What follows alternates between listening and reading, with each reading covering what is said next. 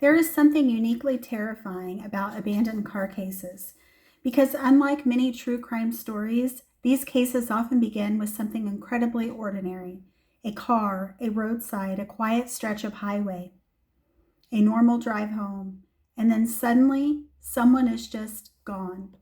No clear crime scene, no confirmed explanation, no definitive ending. Just unanswered questions sitting in silence beside an abandoned vehicle. And psychologically, I think these cases haunt people because they attack one of our deepest assumptions, that we can trace what happened. But abandoned car mysteries often refuse to give us certainty. The car is a psychological symbol. Cars represent control, movement, direction, routine, safety, predictability, which is why abandoned vehicles feel so unsettling psychologically.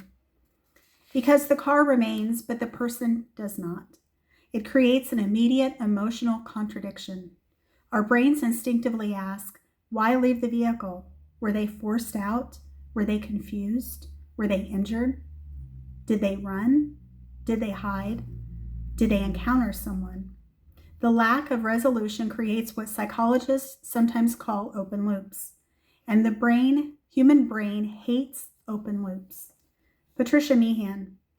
The Patricia Meehan case is one of the clearest examples of why these stories stay alive for decades. In 1989, Patricia Meehan was involved in a car accident in Montana. Witnesses saw her after the crash. That detail matters, because this was not a case where someone simply vanished without explanation. People physically saw her walking afterward, disoriented, quiet, detached. And then somehow, despite witnesses, despite visibility, despite searches, she disappeared.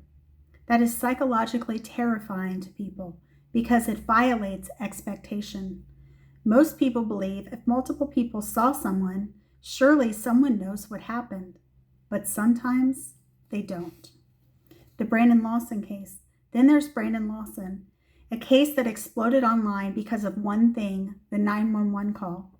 People became obsessed with interpreting his tone, his words, his fear, his confusion, and whether he was paranoid, intoxicated, endangered, or all three simultaneously. And what fascinates me psychologically is how quickly the public tries to force ambiguous behavior into neat categories because people want certainty. They want rational. They want irrational, they want guilty, they want innocent, they want delusional, they want truthful. But human beings in crisis are often messy.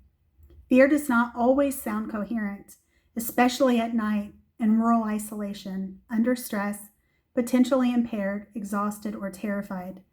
And once someone disappears, every strange detail becomes magnified. Why audiences obsess over last seen moments. The public becomes deeply attached to last phone calls, final sightings, surveillance footage, abandoned vehicles, and final moments. Because psychologically, people believe if we understand the final moments, we can solve the mystery. But in many missing person cases, the final moments create more confusion, not less, especially when behavior appears unusual. And abandoned car cases amplify that uncertainty because the vehicle becomes a frozen scene in time, almost like a snapshot of interruption. Legal and investigative frustration. From an investigative standpoint, these cases are incredibly difficult. No body, no confirmed crime, no definitive timeline after disappearance. Legally, adults have the right to disappear voluntarily, which creates enormous limitations initially. And in rural cases especially, weather, terrain, darkness, wildlife, waterways, delayed reporting, and limited surveillance can destroy evidence quickly. That combination creates investigative ambiguity that sometimes lasts decades. Why these cases stay with us? I honestly think abandoned car mysteries endure because they tap directly into existential fear. The fear that something terrible can happen suddenly. Life can change in minutes, and sometimes there is no satisfying explanation afterward. No confession, no solved ending, no courtroom closure, just uncertainty. And uncertainty is often psychologically harder for humans than confirmed tragedy. because uncertainty leaves the imagination running forever. In closing, maybe that's why these stories continue haunting the public decades later, because abandoned car mysteries force us to confront something deeply uncomfortable. Sometimes people disappear, and the world never fully explains why. And for many families, the hardest part is not only the loss, it's living forever without certainty.